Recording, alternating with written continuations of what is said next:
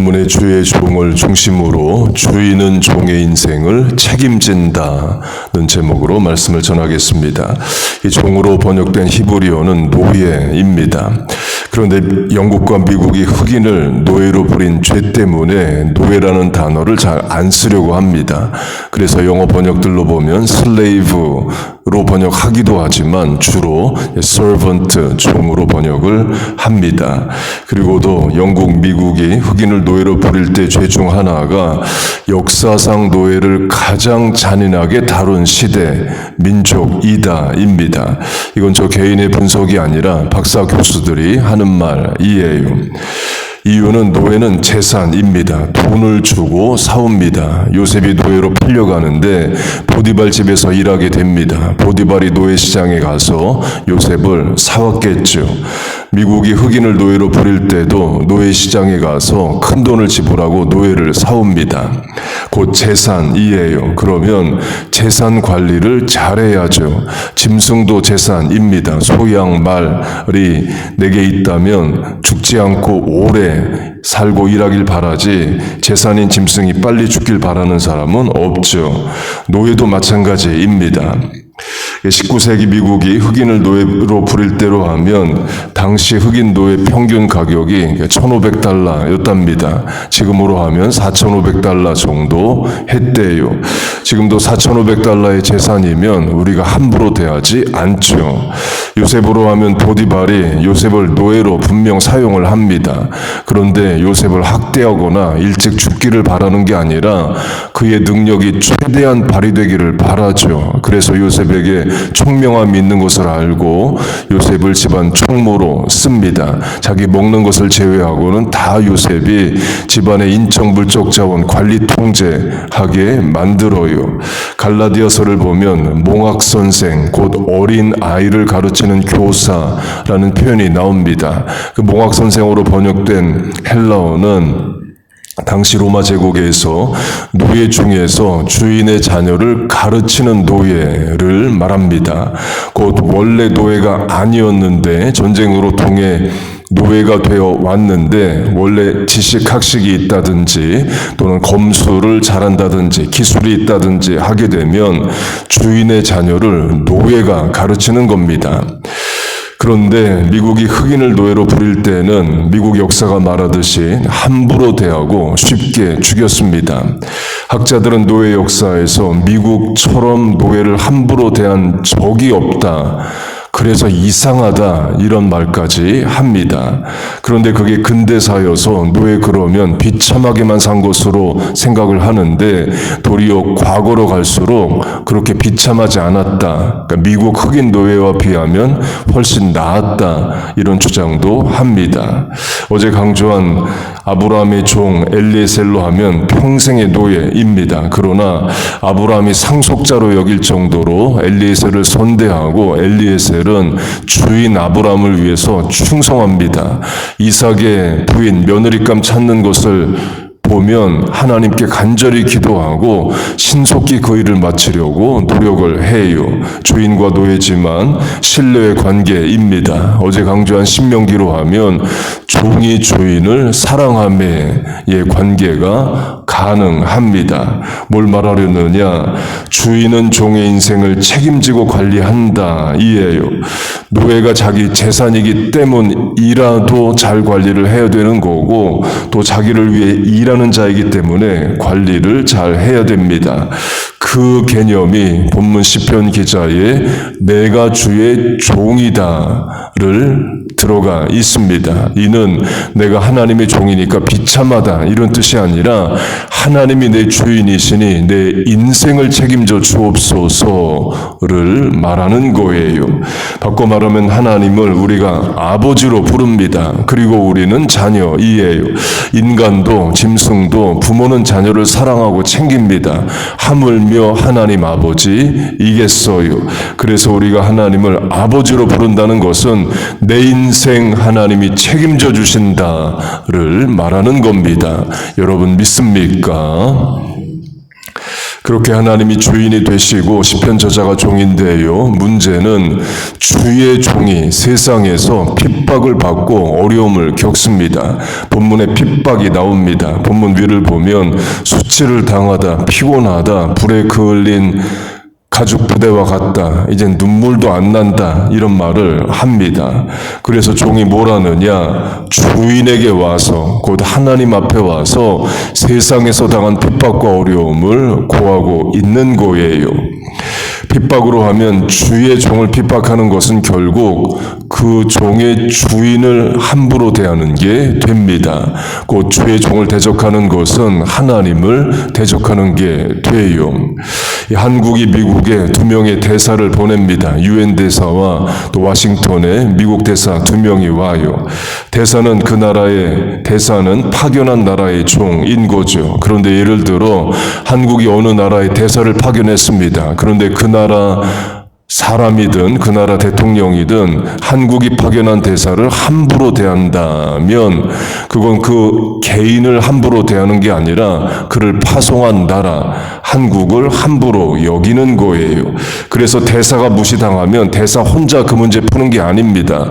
파견한 나라가 나서서 그 대사의 문제를 해결하고자 해요. 미국도 마찬가지이죠. 곧 본문의 저자가 뭘 바라느냐? 하나님이 내 주인이시니 종된 내가 세상 나가 당하는 어려운 핍박을 주인 되신 하나님이 나서서 해결해 주옵소서를 말하는 거예요. 우리가 기도하는 것도 마찬가지이죠. 기도한다는 것은 내 주인 되신 하나님께 문제를 맡기고 내 인생을 도와달라를 말합니다.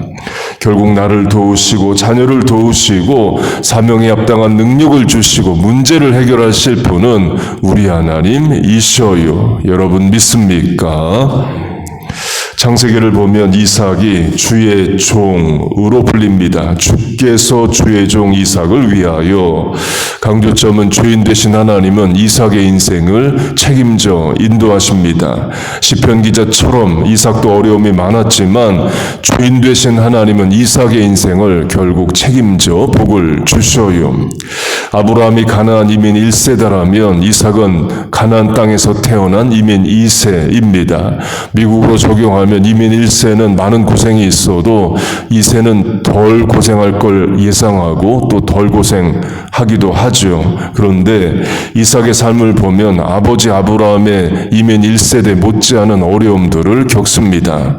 창세기 26장을 보면 아브라함 때에 큰 흉년이 듭니다. 그래서 아브라함이 살 길이 없어서 이집트로 내려가 또 살고자 하죠. 그러면 그 흉년에 가나안 땅이 다 비느냐? 가나안 모든 사람들이 이집트로 내려갔느냐? 그렇지 않습니다.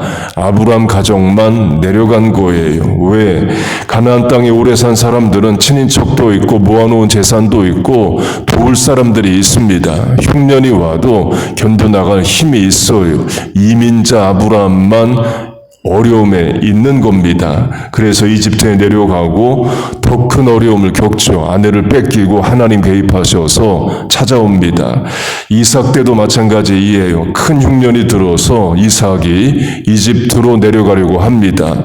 역시 가나안 사람들은 이겨나갑니다. 이민자 가정 이삭이 어려움을 겪는 거예요. 곧 이민 2세지만 삶이 쉽지가 않습니다. 그래서 아버지 아브라함이 했듯이 이삭도 이집트로 내려가려고 합니다. 하나님 나타나셔서 내려가지 말라 하셔요. 이삭이 그걸 믿고 그 땅에 그대로 남습니다. 그 말은 내려가지 말라고 하셨으니 하나님이 이 땅에서 내 인생을 책임져 주옵소서가 들어가 있는 거죠. 그러면 흉년 중에 이삭은 어떻게 살았느냐? 하나님이 책임져 주십니다. 그중 하나가 이삭이 농사를 지으니 100배의 결실을 얻었더라 이에요. 흉년 중에도 하나님 말씀 믿고 자리 지켰더니 하나님이 책임져 주셨다를 말합니다. 그리고 이삭이 목축도 합니다. 소와 양이 많은 떼를 이루었다고 말해요. 하나님이 책임져 주시는 거죠. 그런데 그렇다고 해서 인생이 쉽기만 한 건 아닙니다. 이삭도 많은 어려움을 겪습니다.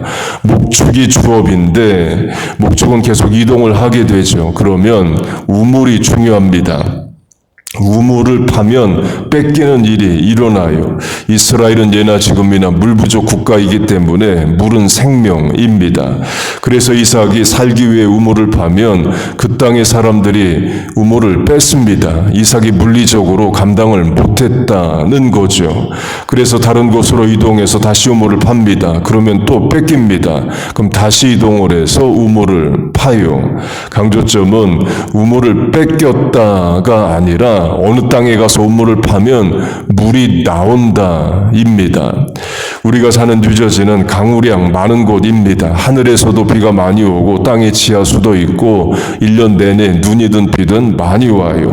그런 뉴저지여도 우리에게 삽 하나 주고 땅 파서 물 나오게 하라 그러면 그 1년에 한 번 될지 안 될지도 모릅니다. 지금의 기술로도 땅 판다고 다 물이 나오는 게 아니기 때문에 그래요. 이삭은 우물 파는 이야기가 4번이나 나옵니다. 그 말은 어디 가서 우물을 파든지 하나님이 물이 나오게 하셨다, 살 길을 열어주셨다를 말하는 겁니다. 곧 이삭이 무력하게 계속 뺏겼다도 사실이지만 그래서 새로 우물을 파면 물이 나온다도 사실인 거예요. 어려움이 없다가 아니라 어려움 가운데서 하나님 이삭을 도우셨다를 말합니다. 주의 종이기 때문에 주 대신 하나님이 이삭의 인생을 책임지셨다를 말해요. 그렇게 우물 사건을 겪고 결국 이삭이 어디에 가서 정착하느냐? 부엘세바에 가게 됩니다. 부엘세바의 문자적 뜻은 seven wells, 7개의 우물입니다. 많은 우물이 있는 곳이라는 거죠. 우물 하나를 지키질 못해서 뺏기고 도망가는 어려움을 겪었지만 결국에 하나님 어디로 인도하시느냐? 7개의 우물이 동시에 있는 곳으로 인도하셔서 살게 하셔요. 하나님이 주의 종 이삭의 인생을 책임지고 계신다는 거죠. 우리 인생도 마찬가지입니다. 하나님이 우리의 주인이 되십니다. 하나님이 우리의 아버지가 되십니다. 하나님이 우리의 하나님이 되셔요. 그 말은 하나님이 우리 인생을 책임져 인도하신다를 말합니다. 어려움이 없다는 건 아닙니다. 어려움 가운데 우리를 도우시고 살 길을 여시고 은혜와 복을 주신다를 말합니다. 결국 내 인생 내 힘으로 사는 거 아니고 하나님이 도우셔야 삽니다. 책임으로 하면 내 인생 내가 책임을 못 집니다. 자녀 인생도 결국에는 하나님이 다 도우시고 인도하셔야 돼요. 하나님은 합력하여 선을 이루시고 화가 변하여 복이 되게 하십니다. 이삭의 인생이 증거하듯이 All is well that ends well, 끝을 좋게 만드셔요. 그 하나님이 우리에게도 그렇게 역사하여 주시길 축복합니다.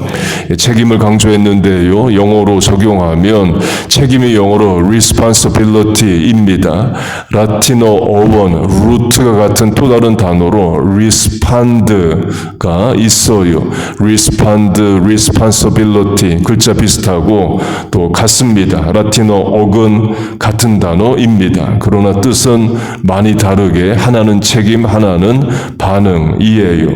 적용하면 우리가 어려움 가운데 respond, 반응을 옳게 제대로 해야 하나님의 책임져 주시는 responsibility를 옳게 경험한다도 됩니다. 곧 어려움 가운데 우리 respond, 반응을 잘해야 됩니다. 시편 기자는 하나님 앞에 나와 울어요.